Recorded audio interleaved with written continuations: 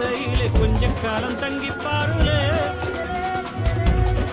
கூரையின் ஓட்டை வீரி செல்வடி நட்சத்திரம் எண்ணி பாருளே கூவும் செல்போனின் நச்சரிப்பை அணைத்து கொஞ்சம் செல்வண்ணின் உச்சரிப்பை கேட்போ வெறும் காலில் செலுத்தின்று நடந்து மண்ணோடு பேசிக்கொண்டு போவோம் மழலைகளாவோ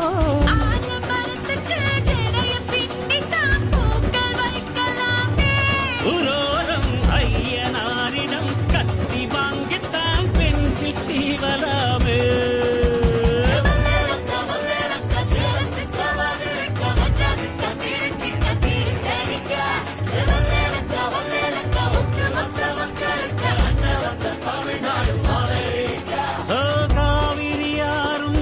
குத்தல் அரிசியும் மறந்து போகுமா ஓ ராவணி பெண்களும் தூதுவிடும் கண்களும் தொலைந்து போகுமா